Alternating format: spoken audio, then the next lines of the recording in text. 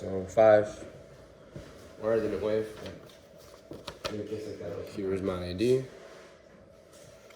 This is my card.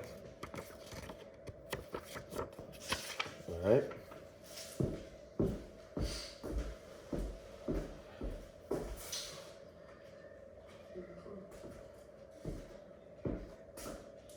By raise of hands, how many people here eat corn and soybean? Basically everybody here.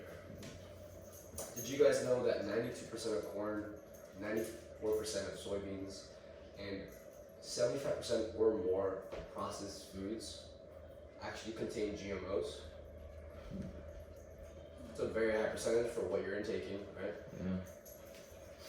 So today we're actually going to look at, sorry about that, 3 different things about GMOs. We're going to look at first what they are, how they're made. Next, we're going to look at their food availability, and then we're also going to look at where we can find them. So as far as what GMOs are, does anybody know what that stands for, GMO? Genetically modified organisms? Correct. Do you know how they're made? What's that? So I'm going to teach you guys how they're actually made. So on these 4 here, we see how genetically modified organisms are made. The most traditional one is going to be basically just selecting specific plants, like let's say corn, looking at the trait that you guys want, and then picking that corn and splicing it into another piece of plant itself. Basically what you're doing is selectively breeding that plant or organism that you want to keep on reproducing. That's a traditional method. With genetically engineered organisms, now we're involving basically a lab. What that lab would do is find that isolated gene that causes that desirable trait. Once that's isolated, they're able to basically put that into the DNA of the other plant or organism that they're looking for. Once they have done that, hopefully when it's reproduced or grown, it would have that same desirable trait. And there's other methods as well as we see here, such as RNA interference, which is just basically adjusting the way that the RNA is affected, and that basically deals with the expression of the genes. And the last one would be transgenic, which would be the one I just mentioned. And the last one would be mutagenesis, which is basically just like hitting food or DNA with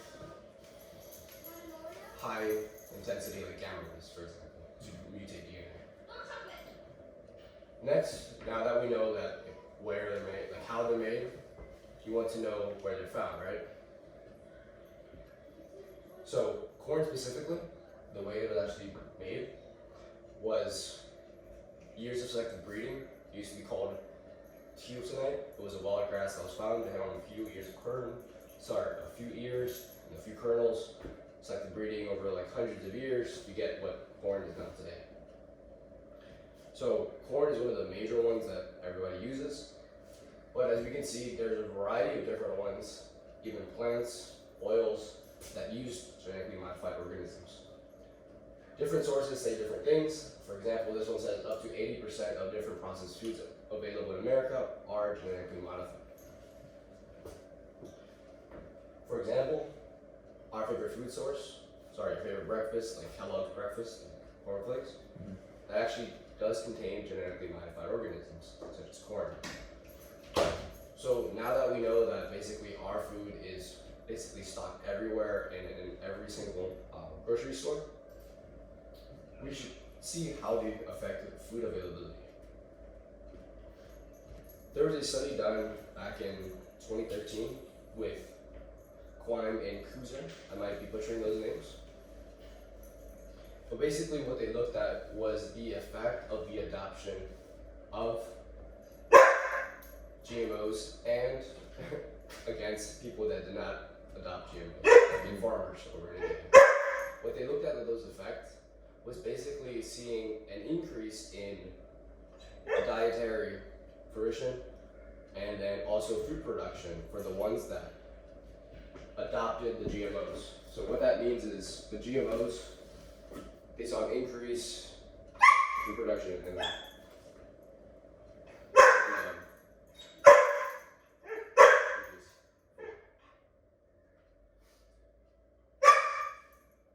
so as far as what we learned today is what GMOs are, how they're made, where they're found, and how they affect the food availability.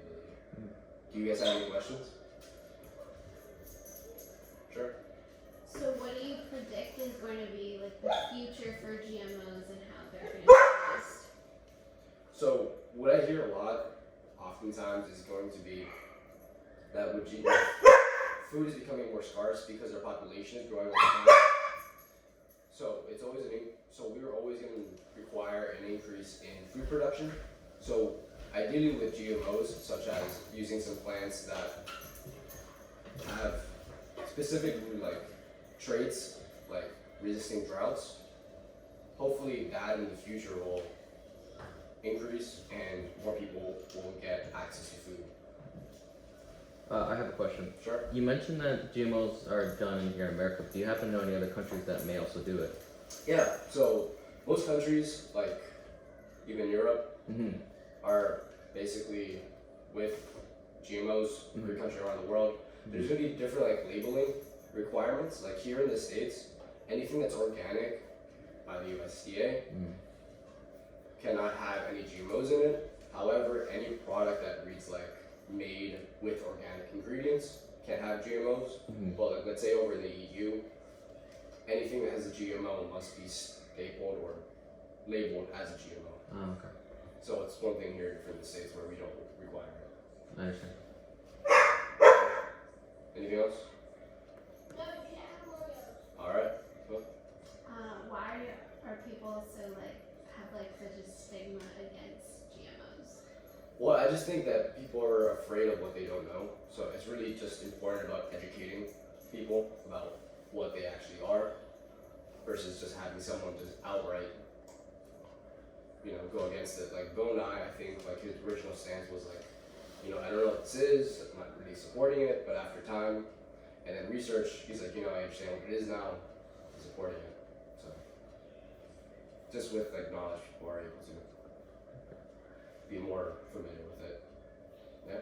Do you think there's any downsides to using GMOs? I'm sure there is, just because if you put that on a log habitat, if they have traits that favor that specific environment, like let's say drought, Yes. then it's gonna outcompete whatever natural plant there is. Understood. Thank you. Yeah? Anything else? We're good to go. Alright. Well, thank you.